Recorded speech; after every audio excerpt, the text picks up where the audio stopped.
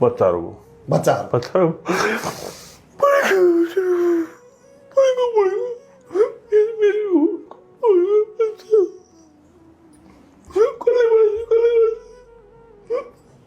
मलाई अब छोरीहरू पढ्दै गयो भने छोरीहरूले गरिहाल्छ नि। त्यो व्हील चेयर तपाईँहरूको होइन, हो हाम्रै सरकारले सरकारले दिएको व्हील चेयर। त्यो व्हील चेयर सुटिङका लागि तपाईँले लिएर जानुभयो हो अनि त्यो व्हील चेयर उहाँले राख्नुभयो हो। अनि हामीले तपाईँलाई कहीँ व्हील चेयरमै देखेका थियौँ, त्यो कहाँ गयो त्यो? यो त गीता नेपालकामा मैले सुटिङमा पठाएको थियो। गीता नेपाल दिएको छु भन्छन्। मलाई त गीता नेपालले त उहाँ चौकीसम्म लान्छु तँलाई भनेर गीता नेपालले मलाई पोहोरको साल कस्तो झपाडिन्। अनि मैले भनेँ कालो फुलको ज्वाइँलाई गीता नेपालले यसो यसो भनिन् भनेर भन्दाखेरि उहाँले एकदम राम्रो हुलचेयर झिकाइदिनु भएको यो कुन सिरियलको? मेरो कथा मेरो कथा भन्ने हजुर सिरियलको मेरो कथा भन्ने सिरियलको सुटिङमा जाँदाखेरि के भयो त त्यो व्हील त्यो हुलचेयर गीता नेपालले दिँदै दिएनन्। त्यो राम्रो हुलचेयर थियो दिएनन्। अब पुगोस् अब के भन्नु। अनि अहिले त्यो हुलचेयर छैन हामीसँग। अहिले मलाई तत्कालै आज भोलिलाई नै मलाई चाहिने चाहिँ मलाई हुलचेयर।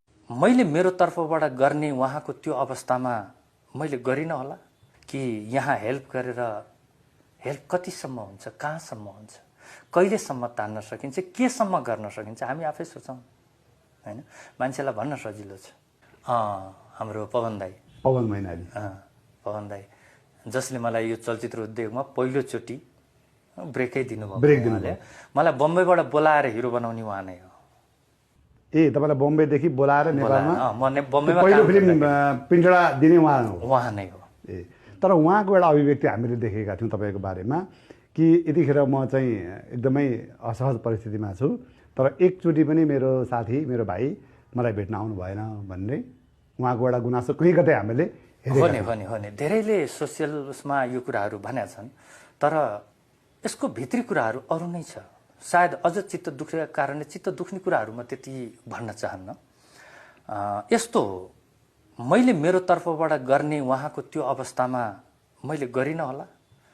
म त्यसै पनि अरूलाई नामै नलिकन मान्छेहरू त सानो डोनेसन पनि यसरी एङ्गल मिलाएर फेसिङ क्यामेरापट्टि नि गरेर हात यता दिएर पनि गरिन्छ। त्यो पनि अर्काले पठाएको चिजमा होइन। मैले कति हेल्पहरूलाई आजसम्म थाहा पनि दिएको छैन। यो मैले यहाँ भन्न बाध्य भयो। यो पनि एउटा भनाइ नै हो। फेरि मैले यस्तो गरेको छु भन्नु खास यो चाहिँ अब तपाईँको क्वेसनको आधारमा भन्ने कुरा पनि थिएन भने पक्कै उहाँलाई पनि मैले सुरुवातको त्यो समयमा धेरै गरेको। तर त्यहाँ केही टेक्निकल प्रब्लमहरू थियो जसको कारणले गर्दाखेरि म आफै पनि बहुत दुखी भएँ होइन कि यहाँ हेल्प गरेर